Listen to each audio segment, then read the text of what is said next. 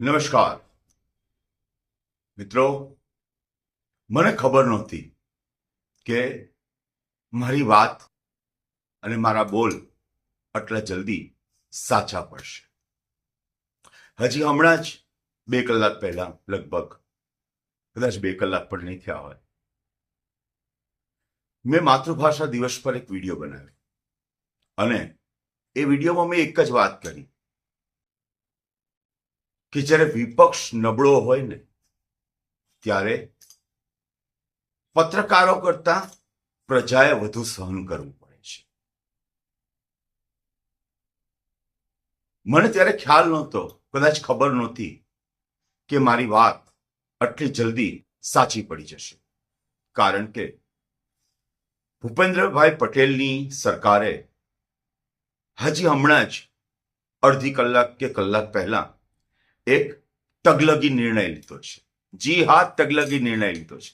પણ આ નિર્ણયમાં શું લીધું છે એ કહેતા પહેલા તેને કારણે તમને શું પ્રશ્નો આવશે એ પહેલા જણાવી દો. તો સૌથી પહેલા, હવે ગરમીના દિવસો શરૂ થઈ ચૂક્યા છે ગુજરાતમાં. આપણે બધાના ઘરે લગભગ રેફ્રિજરેટર તો હોય જ છે, જેનાથી આપણે ઠંડુ પાણી પીએ છીએ અને ગરમીમાં થોડી શાંતિ મેળવીએ છીએ. પંખા હોય છે, એસી પણ હોય છે, કુલર હોય છે.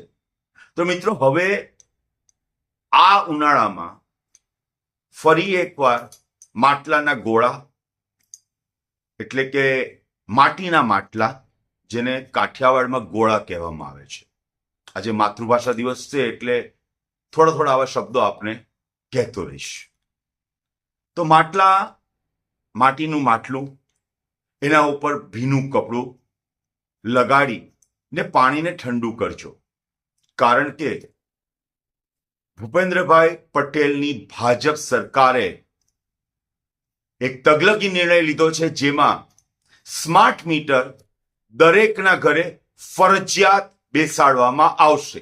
જી હા, ફરજિયાત બેસાડવામાં આવશે અને એમાં કોઈનું ચાલશે નહીં. તમને કદાચ એવું લાગશે કે આવું તો કેવી રીતે થઈ શકે? હજી હમણાં તો તેમણે ના પાડી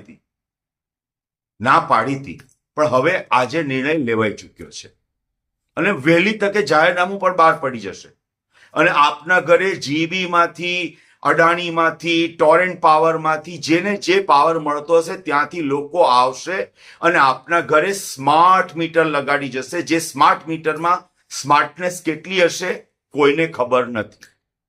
અત્યાર સુધી તમે જે પૈસા ભરો છો, જે બિલ ભરો છો, ઇલેક્ટ્રિસિટીનું બિલ ભરો છો, તેના કરતા જો ખરેખર સ્માર્ટ મીટર ઉપયોગમાં આવે છે તો કદાચ તમારે થોડા ઓછા ભરવા પડશે.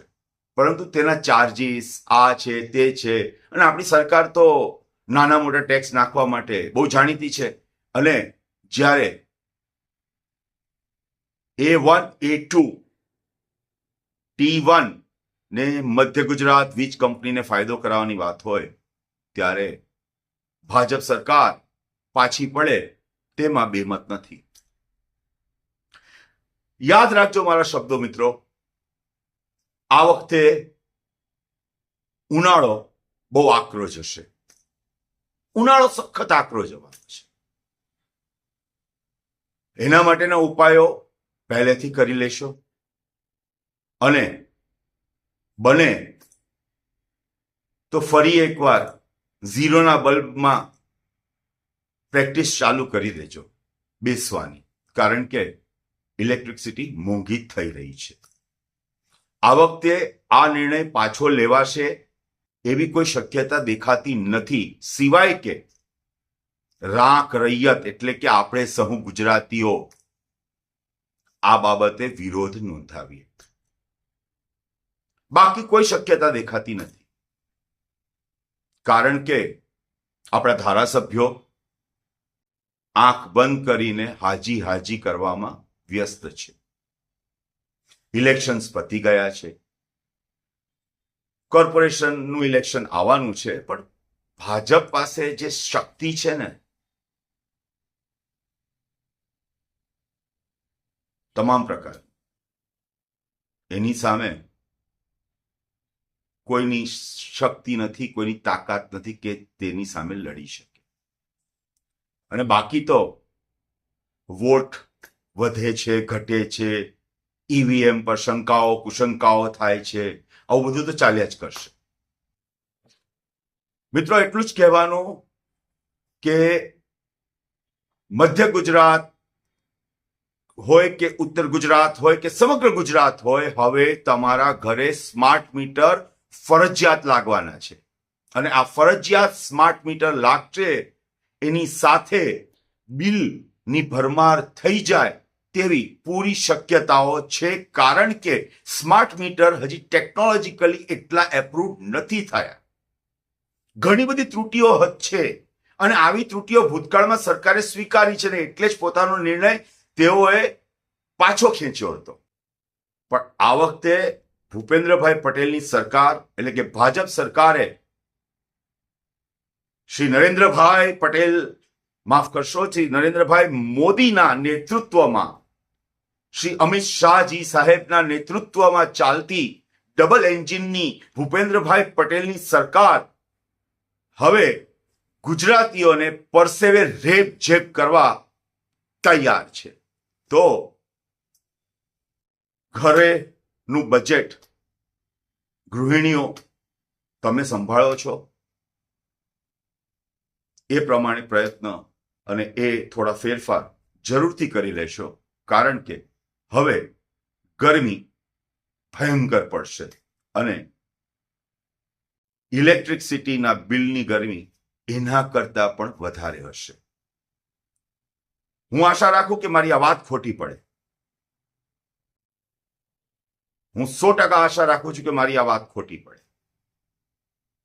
પણ જો આ સત્ય થયું ને તો ગુજરાતીઓને જીવવું ભારે પડી જશે. ઉનાળો ખરેખર કારમો બનશે. હજી સમય છે વિપક્ષ મજબૂત કરવાનો. હજી સમય છે તમારી જાતની, તમારા સુરોને, તમારી અંદરની લાગણીઓને બહાર લાવવાનું. હજી સમય છે. સ્વીકારશો, વિચારશો, એટલી જ આશા. બાકી હર હર મહાદેવ. જય હિન્દ, જય ભારત, જય જય ગરવી ગુજરાત.